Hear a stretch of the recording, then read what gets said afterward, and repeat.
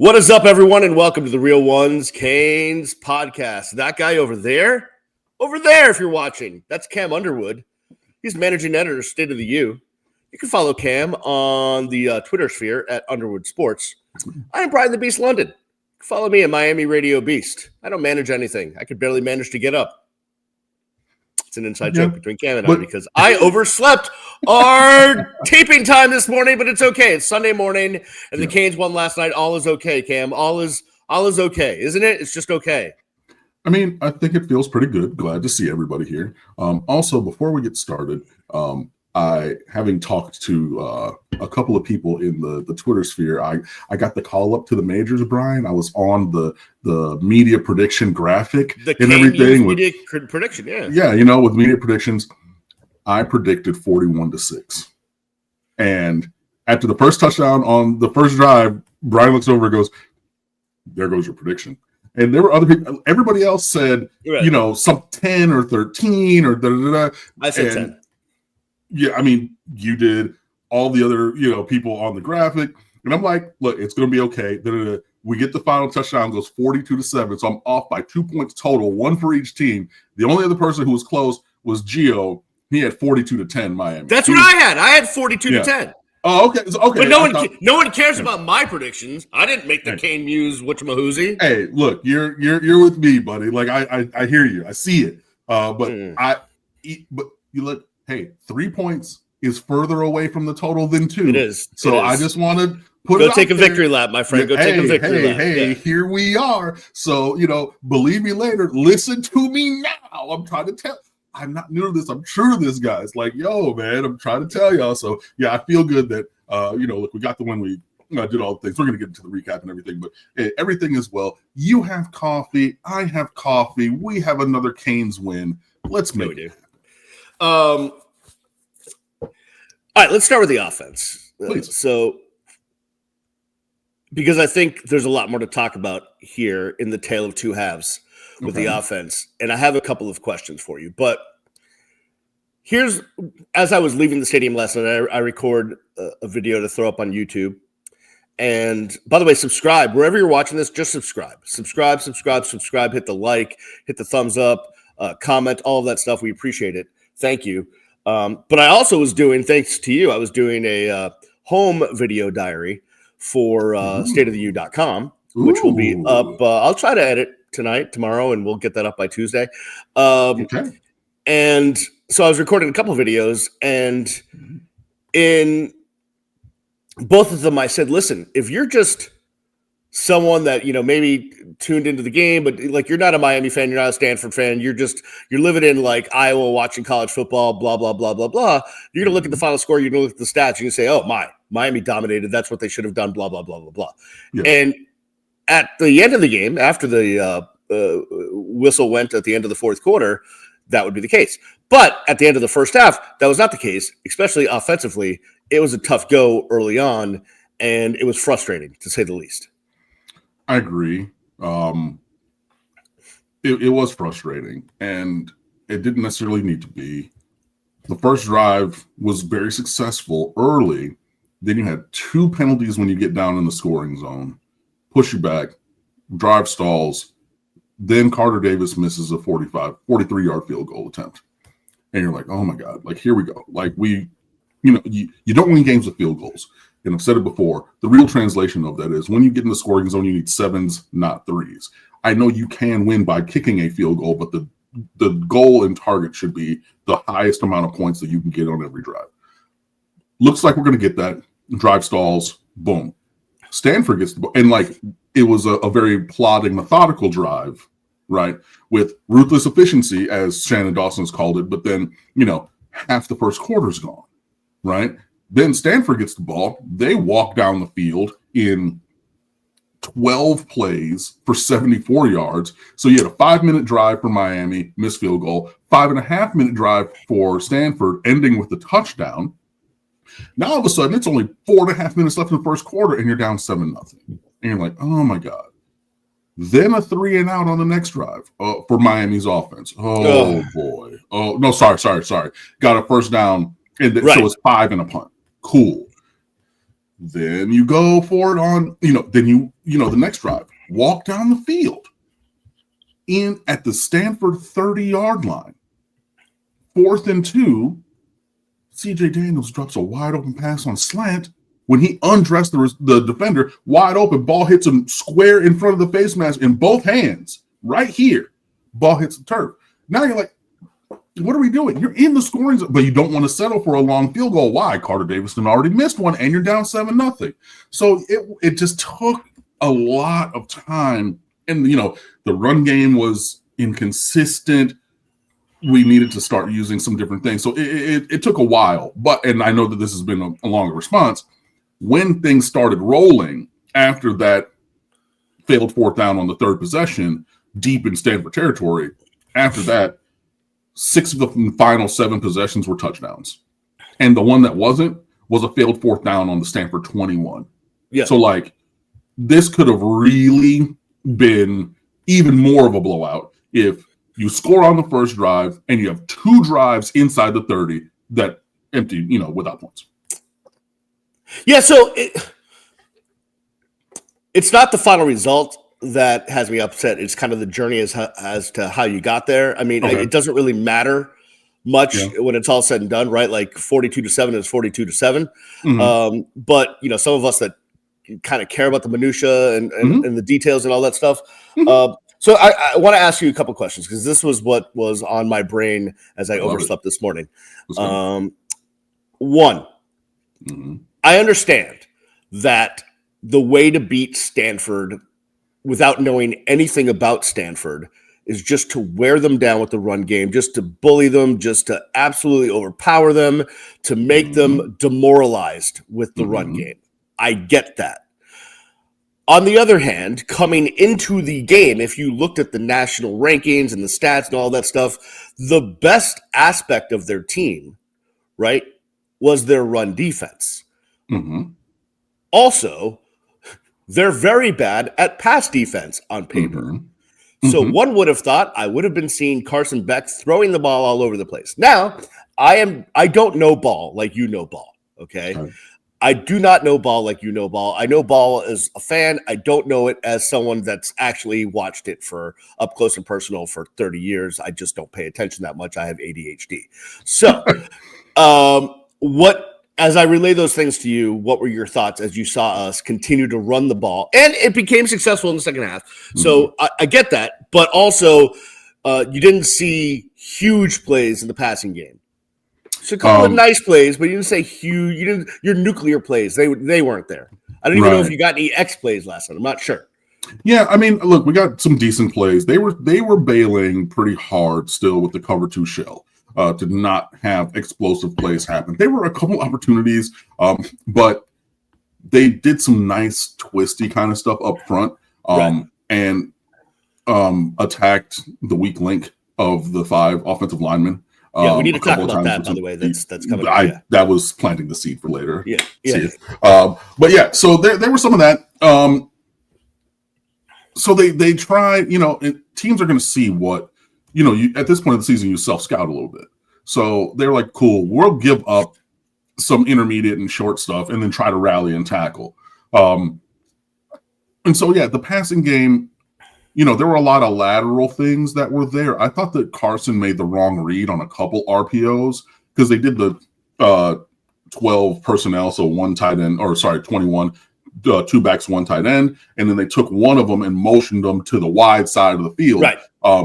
And then so you could throw that swing screen, and you got 2 receivers blocking in front. And they had numbers over there a couple times on the first drive and early in the game, and he didn't throw it there. He threw it either elsewhere or they ended up running it because, it's an RPO. You usually have a slant on the one side, then you have the swing, and then you have the run. I thought he made a couple bad choices in the RPO game. I think that's been a major reason why the RPO game has not been as successful as with Cam Ward. Cam Ward was like preternatural at finding the right read. Freaking it was ninja. Usually a throw, but he pretty much, you can think of the handful of times that Cam Ward made a wrong read on RPO. Carson Beck makes wrong reads on RPO often. But I'm not surprised that they tried to play a little like let's play some coverage and rally to the ball in the pass game because they know that that's the area where they've gotten beaten. And then, hey, if we crash everybody to the run game, like Louisville did, like Florida State did, maybe we can be successful against Miami also in curtailing that. And they were early, but, it's like a championship boxing match. You throw the body blows in the first round to hopefully land one that gets you to take a knee in the 10th round. And eventually there was a little bit of diversity in run scheme. I tweeted about every time I saw it. There was buck sweeps. There was a stretch or a couple stretch plays outside zone. There were some things in there. And how many times? I'll go back and look at the play-by-play before we record our midweek show, just to look at where they ran, what direction, all of that stuff. But am I wrong in saying there was about maybe 5 to 6 plays outside, successful outside runs? I think. Well, so, wait, okay. Sorry. As defined by Shannon Dawson. As to what an outside run is, that a pass. You're talking about the swing screens. Yeah, exactly. No. I'm talking about actual turn and handed. Oh, sorry. Okay, yes. Not even including those, which were, but we ran the ball 44 times. I'm thinking back.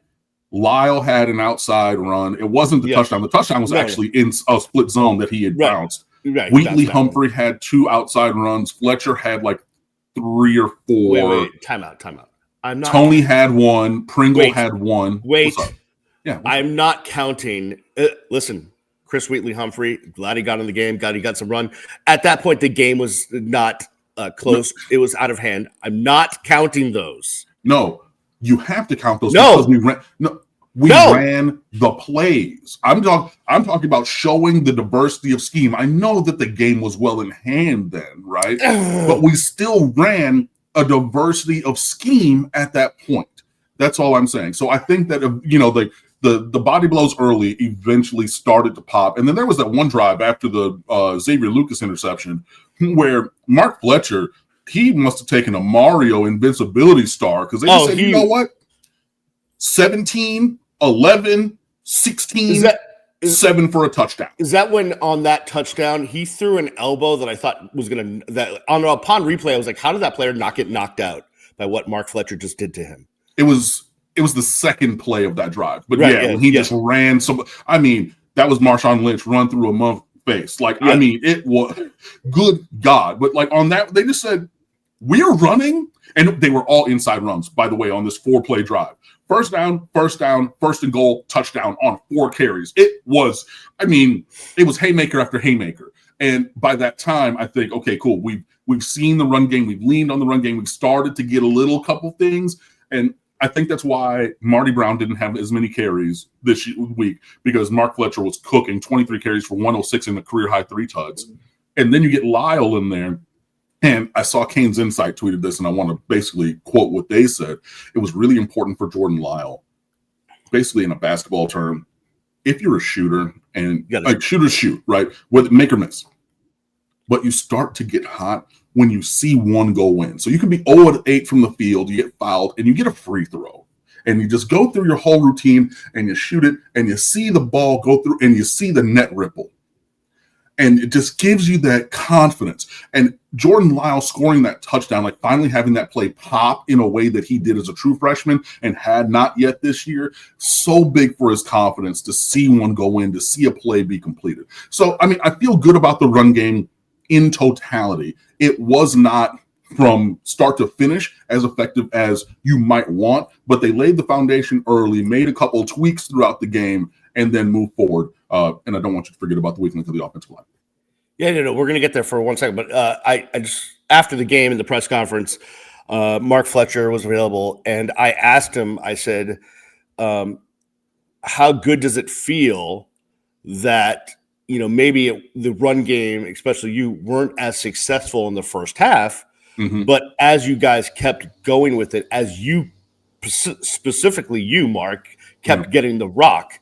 And then it broke open. How good does it feel knowing the coaching staff did not give up on it, did not give up on you, and had the faith in you to know to get you going and it really carrying on? And the smile that came on his face was huge.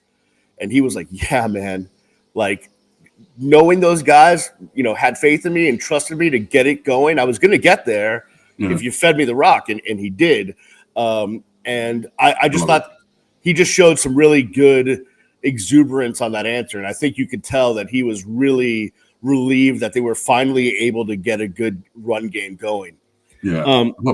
Let's talk about the offensive line. So our boy Brandon comes into the press box, which, we never know if he's going to show up or not. There might be some FAU game he's got to get to. Who knows? Look, the only game he didn't come to was Bethune. So give my brother credit. And then he spends half the game in some suite with some big wig that I don't even know what's happening. Anyways. In a deluxe apartment in the sky. Yeah. Sorry, moving on up.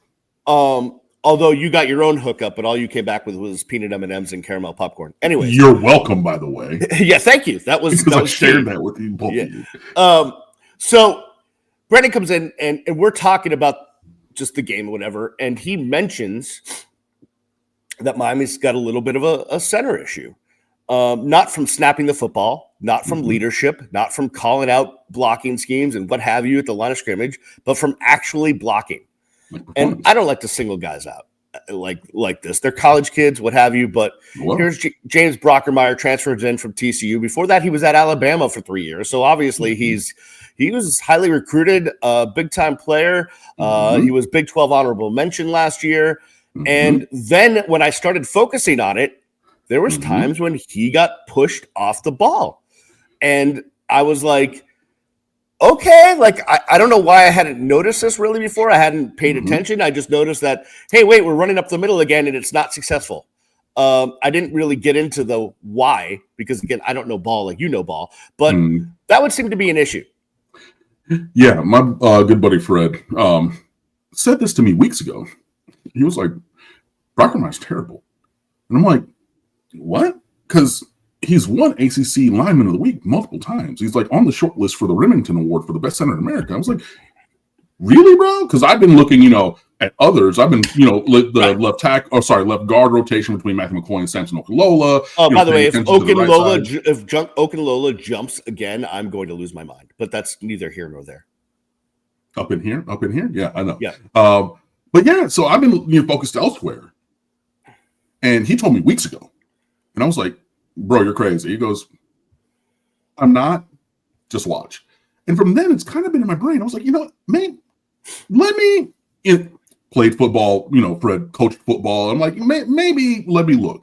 And I start looking, and I'm like, a lot of those unsuccessful runs recently have been because of the center. And then if you look back at the 4th and 1 on the 21-yard line, that was unsuccessful against a backup rotational Stanford lineman. Yep. On a very bad defense. I can see it in my head right now. Walked Brockermeyer back on skates. Yeah. So Fletcher gets the ball 4 yards deep because, you still line up 7 yards deep. And there's a defensive one. Sorry. No, the back of the center is right here. And there's a lineman on the other side. And I'm like, of course you're going to be unsuccessful with the run play when and everybody else, the other 4 on the line, either held their point or moved forward. One guy lost that rep so bad that 4th down is unsuccessful, turnover rundowns. And I'm like, no. And so I was like, okay, so what then are people seeing outside of here that he's been so highly graded by PFF, so highly rated that he's been ACC Lineman of the Week multiple times? Like what? Like I don't know, but like, is it possible that he's good at pass pro and just when it comes to run blocking, I don't know. Obviously, passable. Like every rep is not a loss for him, but the major catastrophic losses in blocking up front have overwhelmingly been him. And look, it is what it is. You play and we evaluate and critique the performance. But yeah, it's really glaring at this point that like one of these things is not like the other. You know what I mean? I feel like I want to get a center on to ask this question. Okay. Because perfect. Let's do it. Or any offensive lineman, which is how do you balance, especially at the center position, the ability to be the brains of the operation when it comes to getting those guys on the right page, calling out what's there, doing all that stuff, being in sync with the quarterback, being able to snap it well, especially if you're in gun, what have you, versus actually being able to block. I mean, there is that. The only thing that I will also say is, and we've mentioned it before, and it's really coming to the forefront here, it's not just one of these things that's not like the other from a performance standpoint, it's from a size and strength standpoint. Yeah. He is far and away the smallest. He's listed at 295, and that's listed. Right. So, he's 6'2", 6'3", probably 6'2" and a half. So he's like 6'2", 295. So he's probably in the 285-ish range. Right. And I mean, everybody else are monsters. Like everybody else is 6'6" or taller. Huge. Right. Yeah. 315 or more. And then, I mean, and look, this is the development of, I mean, look, he might have played tackle in the NFL back in the 60s and 70s at his size. But compared to the monsters, the Jurassic Park dinosaurs that you had, 6'9", 340, and then at left tackle, 2 left guards who are both 6'6", one of them's 315, one of them's 325. Right guard is 6'6", 345. Your right tackle is 6'6", 335. Those are gigantic humans. And then you have a big dude, like comparison to like normal walking around guys. But I mean, in the world of football, James Rockermeyer is not. I mean, he's average or undersized. No, I would say he's undersized, probably. I mean, listen, the center. The center is going to be smaller, right? But you got to, regardless, you got to perform. This is a step down from Zach Carpenter. This is a huge step down from Matt Lee. You know what I mean? Like what we've seen the transfers of center the last couple of years. Even Ja'Kai Clark, who basically we ran off to SMU, who said, he can't play here. He goes to SMU, slides inside because he was rotating at guard and center, starts at center for them a couple years ago and was second team all ACC. You got the kid at Auburn, Connor Liu, who was committed here, flipped to Auburn. He was preseason first team all SEC. Now he's out for the year with an injury, but you're looking at, okay, we had a guy on the roster, second team all conference. We had a guy committed who flipped, who's one of the best in the country before he gets injured. And now we're playing Brockermeyer. And like, look, I don't like, hey, it's evaluating the performance. The performance there, look, I know that he does a good job of aligning people. He does a good job with snapping because we haven't really seen any bad snaps, but like brute strength, I need to hold the point of attack. Glaring issue. And again, when you want to muscle up on guys or muscle up on teams, 4th and 1 on your 21-yard line, that's not a finesse rep. That's not a lateral rep. That's weight room. Get big. And you get pushed back on skates? Brother, problems. Let me ask you, I just looked something up, so I was trying to marinate. Okay. Brett Romberg was up for all the awards. Did he win the Remington that year? I think he might have. Might have. I think he did. He was, a nationally known offensive lineman by the time Miami won a championship and basically won another one, except it was stolen away. Yep. He was he was listed at 6'2", 293. So, but what I'm saying is that was 25 years ago. Mm-hmm. That's a generation ago. Yes. Okay. And they've only gotten bigger. Like, remember, Bryant McKinney, who is smaller than Markel Bell, was considered the most behemoth of behemoth offensive lines that I'd ever seen at the time. Mount McKinney. You know what I mean? And now he is smaller than the guy that we look at. And now, that also just shows that Markel Bell is a 99.9% outlier as it pertains to size. Right, but what I'm saying is, like, the players have gotten bigger, faster, stronger since, in 25 years. And James Brockermeyer is basically playing as Brett Romberg. And again, he does a lot of things well. 1,000%. 1,000%. He does a lot of things well. They got to get in the calls. The snaps have to be good. And like, we would be bemoaning it if, he was having, bad snap and all this. Look, he does things well. He even does things well in the run game and everything. But the catastrophic blocking losses overwhelmingly that happen on Miami's offense are at his expense.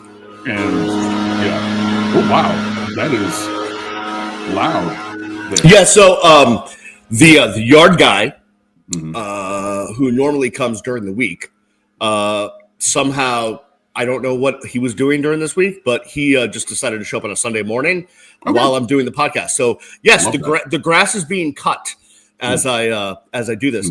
I'm going to text a prominent center in Miami Hurricanes history that's not Brett Romberg and ask him about James Brockermeyer while I ask you this question. Okay. How would you assess Carson Beck's performance last night? Because again, on paper, 21 of 28, did not throw an interception, almost threw 2, but did not throw an interception, was efficient and did a good job of getting the team down the field, especially in the second half. So how would you assess his performance? I would assess him at a probably BB minus, passable, but not exceptional. I think that we finally are running things that he really excels with. The square ins and crossers that we hit for conversions to Malachi Toney and Tony Johnson, both were very good throws. Timing throws, short to intermediate, ball placement accuracy kind of things. This is what I meant when before the season I said this offense is going to look different because Cam Ward was always looking for the bomb squad. Like it didn't matter really. Like there's a deep option on the play, bombs over Baghdad. We're going to take that shot because he has the arm talent to be able to do it. And you see it even in the NFL. He's a different kind of passer. Carson Beck's and that was his superpower. Like he was very accurate, also, but bomb squad. Carson Beck ain't got the bomb squad in him. And that's okay. But he's very accurate, short and intermediate. And I thought we did more things that actually fit with that. Also, to stretch the field laterally, we ran a lot of RPOs and things with, screens and whatnot that are extensions of the run game. But I think that he did well with those when he threw them. I think, again, in the RPO game, he missed several reads, which also affects his grade. I think there was one throw on the first drive that ended up just basically deep middle of the field. Malachi Toney was running a route. It wasn't necessarily going to the post because there's an option at the top of the route, basically, so you can go flag, just a deep shot 9 or to the post. He basically continued it straight up the field and didn't bend it to the middle. That's okay. But that was like the one vertical shot that we threw. And it was funny. People were hitting me on the Magic Twitter machine. I love the Magic Twitter machine. Yeah. And they're like, yo, why are we not bombing this team? And I'm like, man, did you not see what happened last week when Carson Beck tried to be, play hero ball and bomb squad people? Like, we saw what happened. Lean into what he does well. Do that. Boom. There was one tipped ball that almost got intercepted. Fine. Look, every throw is not going to be perfect, but I think he was passable. I think that he obviously he led the team, good game operations, no delay games, no real procedural things. That's at the, that goes into the evaluation as well. So I thought that he played within himself, and 75% completions with around 200 yards passing and a touchdown and no picks. We'll take it. Would I like the throw to Keelan Marion, the throw to CJ Daniels in the end zone that was a little short-armed, the play before the touchdown? Would I like that back for a better throw? Yes. It was also 4 seconds into the play, and finally he had a little bit of pressure around him, so he wasn't really able to sit there and rip the ball. Not that he has the biggest arm anyway, but if he had a little bit more time, I think that throw probably gets made for the score because he was open there. So, I mean, there were a couple throws that you would like to have back, sure. But I think it was fine. I think it was passable. And I think that we can start to see growth in the passing game because if we're evaluating players, we're evaluating players. I think that Keelan Marion needs less snaps at wide receiver, and Tony Johnson specifically needs more. 3 catches for 69 yards, right? And Joshua Moore got more snaps and catches. I know he wasn't targeted today or yesterday. JoJo Trader played 15 to 20 snaps also. I think the ball can find him. They ran a couple mirrored routes, as in the same route on both sides, and the ball found Josh Moore instead of JoJo Trader. But we're seeing something, and I think that gives foundation for growth on top of CJ Daniels and Malachi Toney leading the path. By the way, on the JoJo Trader, it's obvious that where they do trust him is in run blocking as a wide receiver. You have to block if you want to get on the field. Right. Period. So you just do. Listen, I mean, I understand the wide receiver's main job is to catch the football, and he didn't even get any targets, I don't think. No, the ball didn't find him at all. But the fact that they do trust him to be out there to run block is at least it's something, right? It's something to hang your hat on. All right. We need to get to a bunch of other stuff, but we're going to take a break. On the other side, Cam has some mysterious question he wants to ask me that he won't tell me what it's about. And 2, we're going to talk about the defense. And 3, we're going to talk about the special teams. That and more on the other side. It's the Real Ones Canes podcast. Welcome back to the Real Ones Canes podcast. The Canes beat Stanford. That would be Stanford, the Cardinal. Last night as we record this on Sunday morning. 42-7. Oh, the inside jokes that you missed during the break. He's Cam Underwood. He's over there. He's on my left. If you're watching, if you're listening, he's wherever you want him to be. He is the managing editor of State of the U. Follow him at Underwood Sports. I'm Brian the Beast London. Follow me at Miami Radio Beast. Cam, State of the U has so much content. A lot of it put up by you at wee hours of the morning. Tell the people what is up at stateoftheu.com. Yeah, I'm a night owl, and I drink a Red Bull, especially before night games. So I'm up late, which is when I do my best work. So we have our standard game stuff. We have our game recap by Craig T. Smith, our 3 stars by Mike Schiffman, and the good, the bad, and the ugly by yours truly. Also in the wee hours, I looked up the betting line for next week's game against SMU and Miami, our road favorites. By how much? You have to click it and see. Storm Center is your recap for Sunday mornings. We also have game time for the SMU game next week, and your film review by Justin DeTavio is already up. All of that and more just a click away. Stateoftheu.com. I'm not going to show you anything else. You got to go to the website to get all that great content for the low price of free. You're really not going to tell people the spread in next week's game because you want people to click on your website? That's what you're telling me. You want me to? I'll tell you. I know everything. No. We'll get to it. We'll get to it. No, I don't. Hey. Don't do it right now. Do not say it. Okay, I won't say it. Don't. Okay. Okay. Let's as we continue. Fine. What's this mystery question you want to ask me before we get to the defense and special teams and all this stuff? Yes. Yeah. What do you want to ask me? So this is something that several of us in the press box after interviews were talking about late into the night. I need you to pick the best or rank the 3 following freshman wide receivers from the University of Miami. Stacy Coley as a freshman. Amon Richards as a freshman. Or Malachi Toney as a freshman. Who are you taking as freshmen only, exclusively, because we haven't seen anything else from Malachi Toney? Rank them, pick your favorite. Which one? Man, it's hard because I'm a prisoner of the moment, right? Last night, I just saw Malachi Toney make amazing plays both in the passing game, in the run game, and most importantly, we've been begging all year for punt returns, and we got 2 of those, one over 30, one over 40. Mm-hmm. So here's what I'll say. This is how I will rank this. Okay. I believe Malachi Toney has the biggest upside and biggest future ahead of him, barring injuries and weird things and all of that stuff. Mm-hmm. So I don't think I'd be off base by saying I put him number 1, even though I am being a prisoner of the moment, and I admit that. Okay. I had high hopes for Stacy Coley. No ditto. High hopes for Stacy Coley. Listen, I'm with you. Only to be let down a little bit. A little, yeah. I can see it. Amon Richards was record holder for most yards receiving as a freshman. Yes. Different body. Mm-hmm.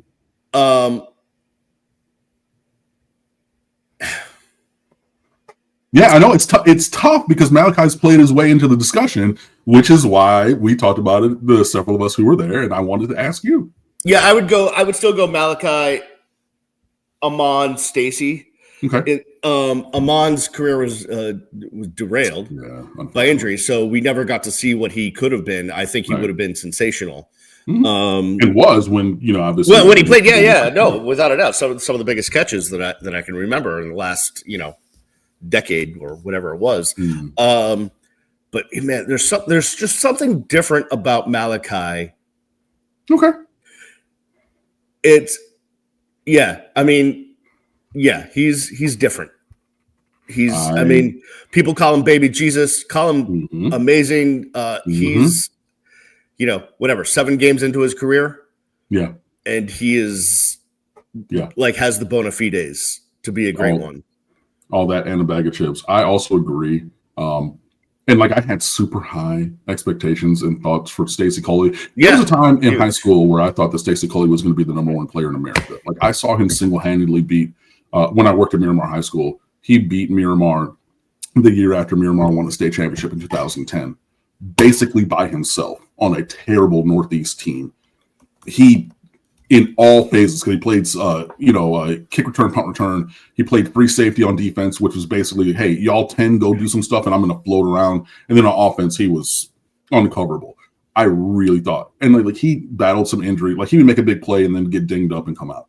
Amon Richards also was different and everything. And, he was absolutely one of my favorites. I was gutted when I saw that he, had to retire medically and everything. And he was, he still holds the record for freshman receiving yards at the University of Miami, breaking Michael Irvin's record.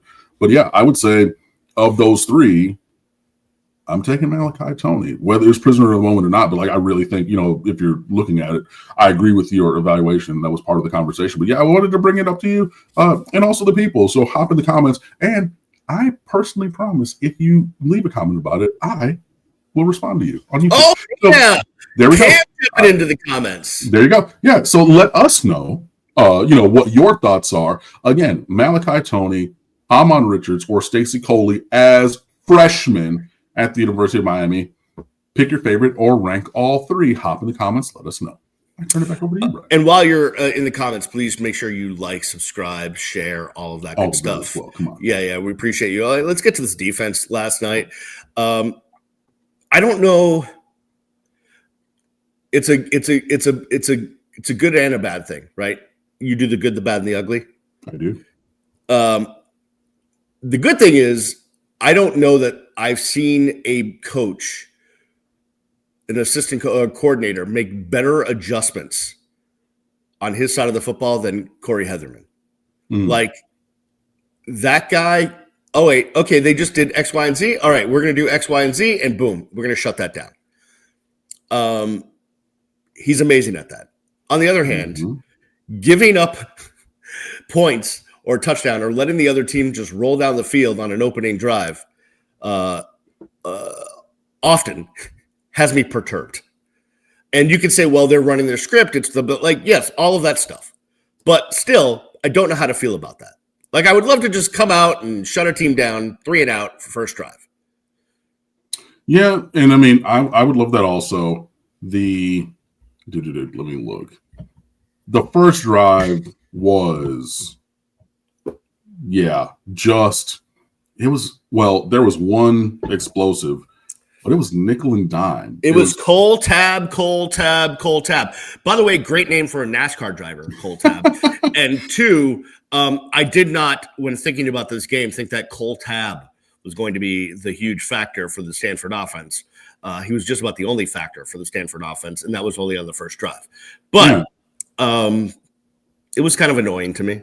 It was, and I'm looking back at it. Look, you started the day with an offsides with contact by David Blay before the first defensive snap of the game. Sir, what are we doing? Then the rest of the drive was 3 yards, 6, 5, 1, 3, 4, 2, incomplete, 8-0, and a 9-yard touchdown. And there was one explosive play of 28 yards mixed in. It was multiple. There was a 4th down conversion. There were 2 third down conversions. It was just it was death by 1,000 paper cuts on the first drive, absent the one explosive play. But yeah, it was a little frustrating to give that up, especially look, we went down and because we got the ball first, stalled and missed a field goal, and then they walked down the field and go score. Frustrating as hell. But after that, it was both adjustments and the game plan, because it started so early in the game. It couldn't have only been adjustments. They finally executed what they went out plan to do. Because look, again, it was multiple third down and fourth down conversions, so it wasn't like they just bombed us or anything. We just needed to tighten up a couple things, and they got them to do it. Wesley Besanth came in to the post-game press conference last night, and he was asked multiple times, including a fifth time by Cringe Part 2, who can't seem to get it right. More on him at some other time. About, hey, what were the adjustments that were made? And all 17 times, Wesley came back with, no, it wasn't much, dude. We just played better. We actually executed. Yeah, I mean, look, and if you look at the plays that Stanford ran, again, multiple conversions on the first drive, we had them in position to get off the field, just didn't execute, and then we did. Stanford had 74 yards and 7 points on the first drive of the game, drive number 1. They had the ball 11 times. On the other 10 drives, they totaled 70 offensive yards and 0 points, and they had 5 first downs, something, or 8. They had so few successful plays. It was absolutely locked down after the first drive. When you take into account penalties, okay? So this is the totality of the yards accumulated on their drives, obviously taking into account penalties. The first drive, as you said, 74 yards and a touchdown. The next drive, 16 yards and a punt. 4 yards and a punt. 8 yards and 8 yards, but when we hit the half, that doesn't count. 1 yard. It does, because they were trying to run offense, okay, it still counts. 8 yard and a half. 1 yard and a punt, minus 3 yards and a punt, 9 yards and an interception, 6 yards and an interception, 4 yards and a punt. Now, they did have that 3+ minute drive. They did get 30 yards, but they went forward on fourth down, didn't get it. And then, 5 yards. On the last drive. But again, they came out and threw the ball on the final play. They continued to run offense. Yes, so, correct. So it wasn't there even was kneel down. literally 3 drives when they got more than 10 yards. You see what I'm saying? Just absolutely Alcatraz, lock down. And would I have liked that performance to have spanned all 11 drives? Yes. But if you gave up half of the offensive yards to the opponent that the opponent will have, and the entire 100% of the points it'll score on the first drive, I will take it. But going back to the previous segment where we talked about the offense, I would have liked that to start rolling a little bit earlier in the game, because this could have been 56, 63, 70-ish, yeah. Oh, and by the way, it's clear that, field position, as dictated by the defense, helps the offense score. Look at that. I mean, it's amazing how those two go hand in hand. Complementary football. Hey, yes, I know, it's crazy. Okay. Who stood out to you defensively last night? I mean, it's hard to ignore Wes and Xavier Lucas, who both had interceptions, but who else played well last night? Keontae Scott continues to hoop. He wasn't as impactful on the score sheet. He was the leading tackler still from the nickel position with 5 tackles as opposed to the 9 or 11 and, whatever. Xavier Lucas also had a sack, by the way. He was, really, really impactful. He played really well. Again, the counting stats are not necessarily there, but Ruben Bain was incredible. He was abusing their offensive line. Got held several times. They didn't call it. I'm not talking about that anymore. People respond to me on Twitter and say, oh my God, they're holding Ruben Bain, or look at this. And they'll send me the videos and the GIFs and everything. Cool. Great. True. They're never calling it. So I don't know what you want me to tell you. Is he getting held? Yes. Yes. I personally am just not even talking about it anymore. But I'm not saying that you guys are wrong. But when you look and see, okay, the pass rush win rate was really, really high. There, all these pressures, QB hurries, QB hits, and things. Marquise Lightfoot stepped in as a starter because Akheem Mesidor could not play. He was. By the way, props to you. Yeah. I think you were the first one out there. Like, you had eagle eyes last night watching Akheem Mesidor being worked out by the Miami staff, and you could see that he wasn't going to be able to go. He couldn't. And I mean, back in the day when I was an athlete, I tore my ankle up in high school. That's why, I didn't try to continue to walk on anywhere, and also kind of couldn't take the one scholarship offer that I did get. Eastern Washington University, by the way. Oh, well, props to them for giving you, basketball scholarship was what it was. Yeah. But I tore all the ligaments up in my ankle, and I had to do rehab to relearn how to walk and rebuild the muscle and all these kind of things. So I have done a lot of the rehab movements that he was doing to test his mobility. And the thing that got me, he was doing was skipping with the high knee, kind of Captain Morgan thing. Yeah. And he did it.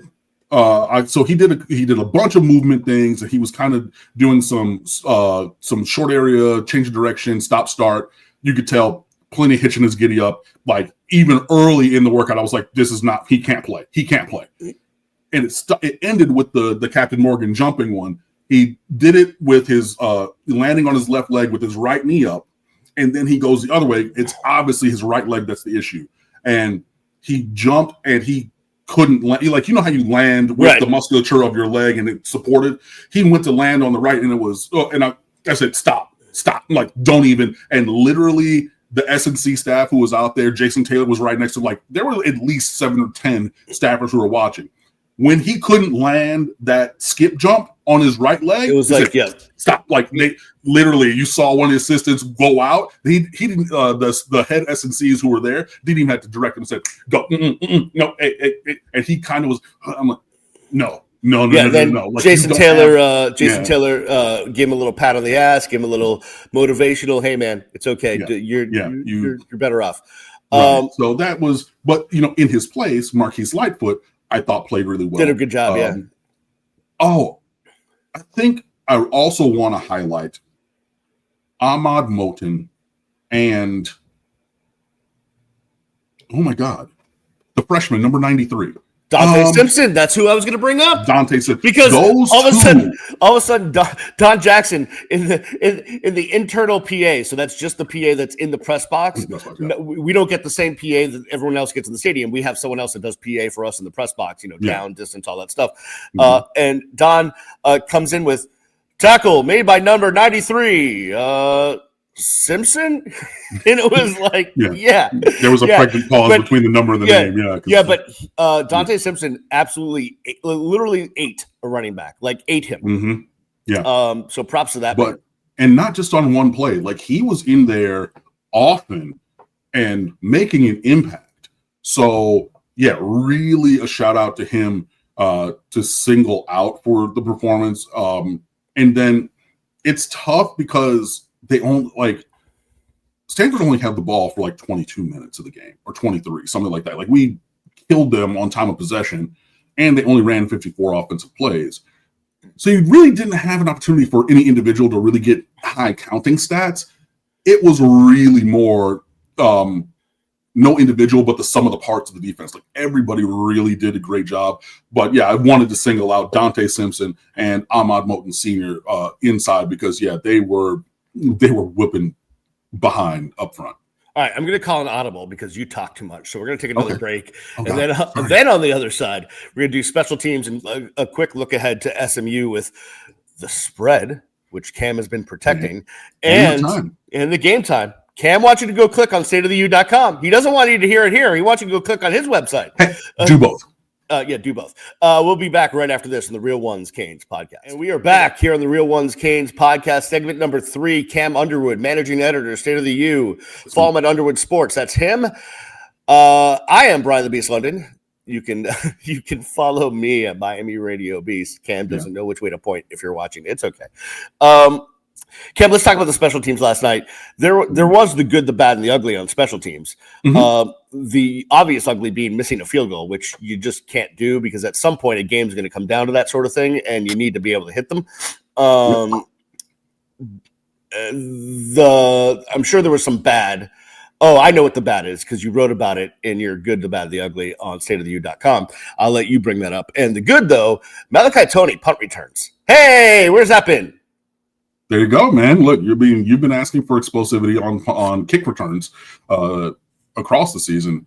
So I think both he and Keelan Marion with the one kick return. Oh yeah, that's right. That's true. A very good kick return. I thought that was very, very good.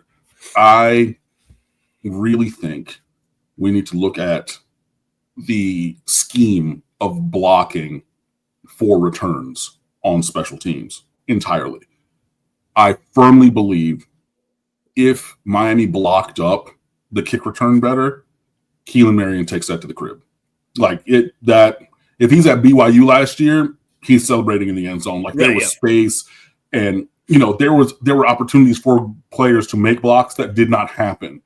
And I think that's a systemic schematic issue. I think it's the same issue that manifested itself on both of Malachi Toney's punt returns, because I really think at least one, probably both of those should have went to the departments. Definitely the second one, because you had guys, it was Jacoby Thomas on the second one, and it was atrocious. You should not be looking your punt returner in the face. No. And I know as a defender, you're on the sideline, so you get to watch the Malachi Toney show when he's on offense. When you're on specials, you should not be spectating him. You need to go find work. And if Jacoby Thomas would have, instead of going to run into and block Malachi Toney and keep him from scoring, if he would have turned and ran and found work and blocked the punter, I guarantee you Malachi Toney was outrunning that linebacker who didn't have an angle, who he was already even, if not in front of. And the guys who were chasing that he had already juked and then evaded. If Jacoby Thomas goes and finds work, he scores. On the second one, 4, absolutely sure. I think maybe 2 guys needed to go find work and make blocks on the first one, but Malachi Toney had 1 touchdown and a possible, if not probable, on his 2. And I think Keelan Marion, with maybe 1, if not 2 blocks on the kick return, scores. So I have questions about the paradigm and the scheme and the system of blocking on returns for both units. And the thing about this is they've got so many people on staff now that I don't know whose responsibility that is. It needs to be somebody's, because and I've said it so many times, Keelan Marion's only had a handful of returns because, guys are kicking deeper, across the sport and everything. But every time he gets, I'm like, dude, it's only 1 or 2 blocks, but you got to make the blocks to get into space, because if he gets into space, he has incredible speed. He's going. The only reason Keelan Marion is here is because he was an All-American kick returner last year. It's not because he's a great wide receiver. He's actually the wide receiver who needs to get fewer snaps in the favor of Josiah Trader, Jojo Trader, Joshua Moore, and Tony Johnson, probably in reverse order. But he's not here because he's a great receiver. He's here because he's a great kick returner. Block it up for the man. We've done it. We've seen it before. You've been talking about, hey, what happened to when – I'm not even say the Hall of Famer Devin Hester. What happened to Philip Buchanan level kick returns? You know what I mean? What happened to the blocking from then? I just think that's a major issue, because, even if you think, Cam, you're being dramatic, you might have gotten 10 or 15 extra yards on the kick return. It wouldn't have gone to the crib. Fine.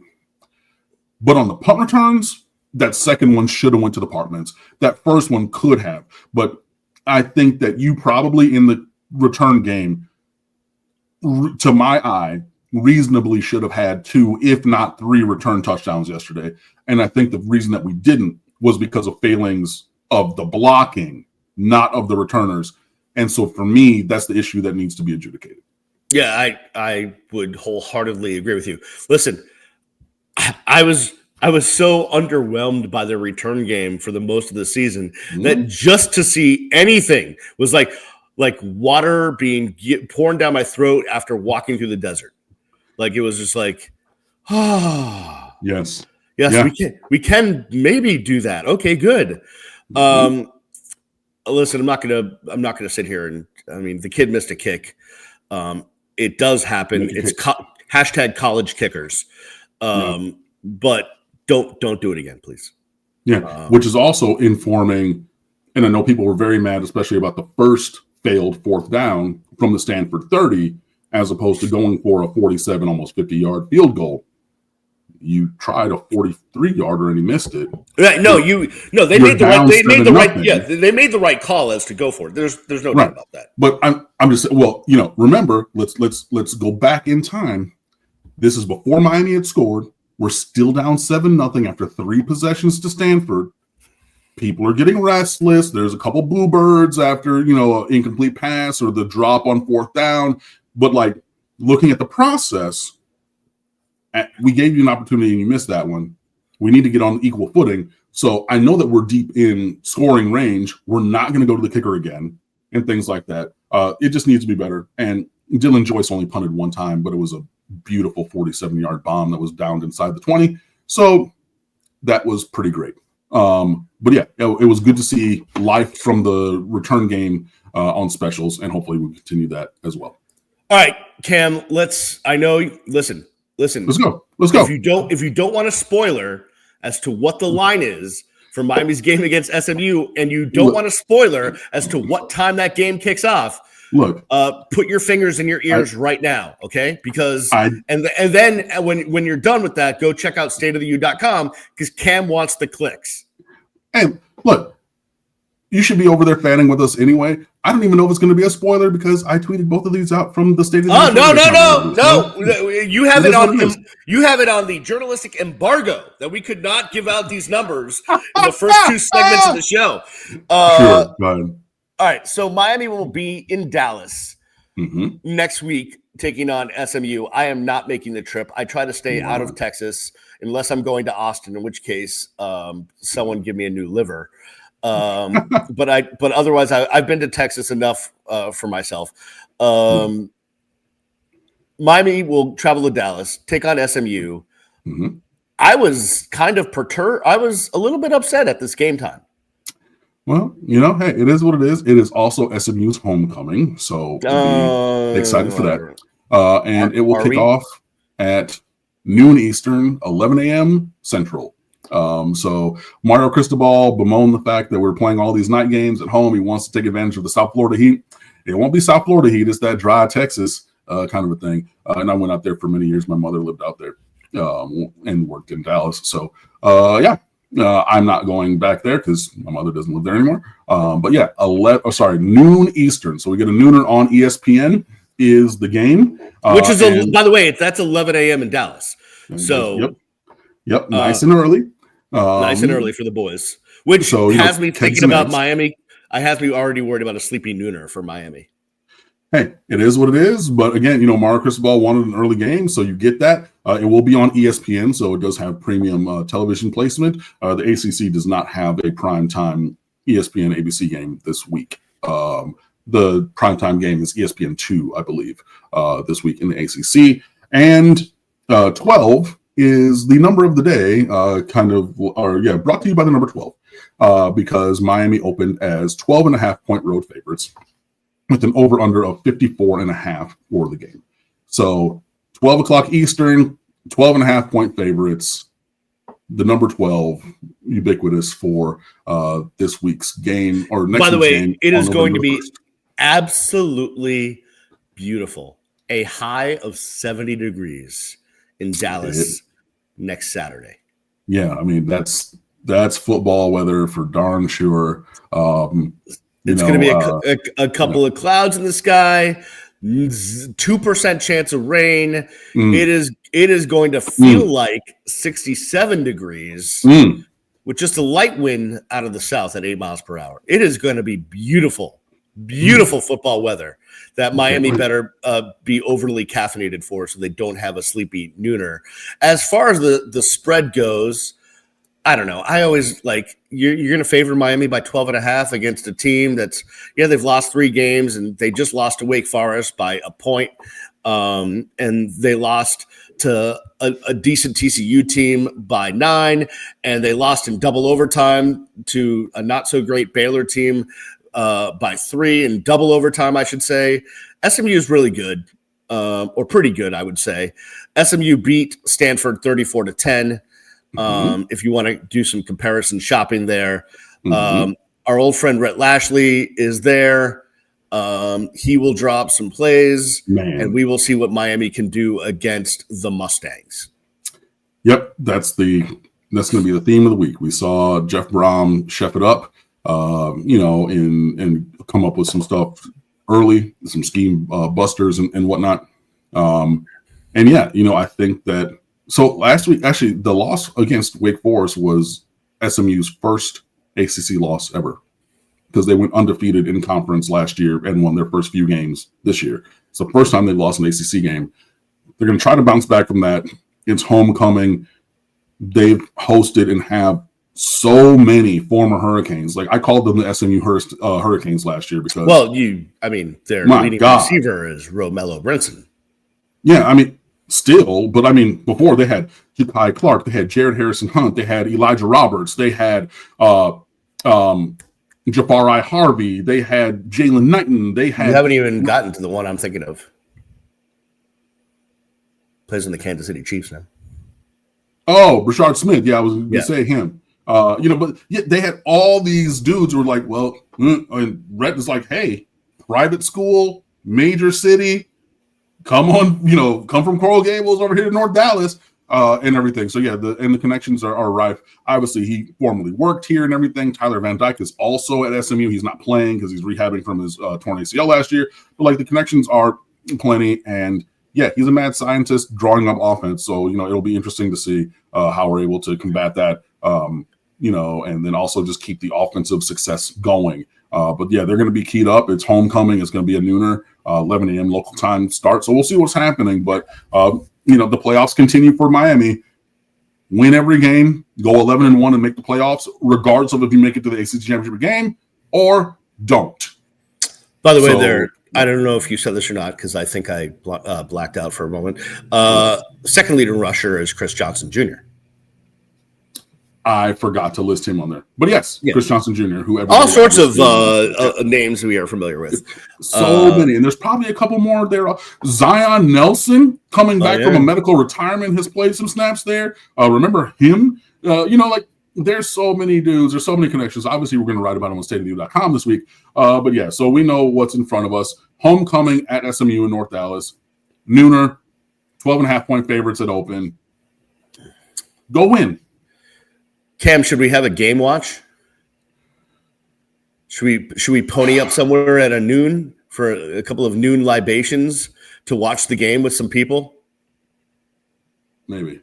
Let's think about it. I don't see. That's a no. You're an odd duck. You don't want to be amongst the people. You want to be in your lab, writing things down, typing, doing all sorts of necessary work. While I just want to party. Do it. And I do it because it frees up the rest of our contributors to be fans fully, because nobody, it's a thankless job. Nobody because it's a blog, it's a passion project. You know what I mean? Nobody wants to really, whatever. So I'm trying to balance things out. Let's think on it. If it's not for this week, we will do one for one of the other away games, either Virginia Tech or we'll see. Will you at least text me your thoughts during the game? You're going to see them on the State of the U Twitter at the State of the U. There we go. Always promoting. It's it's fine.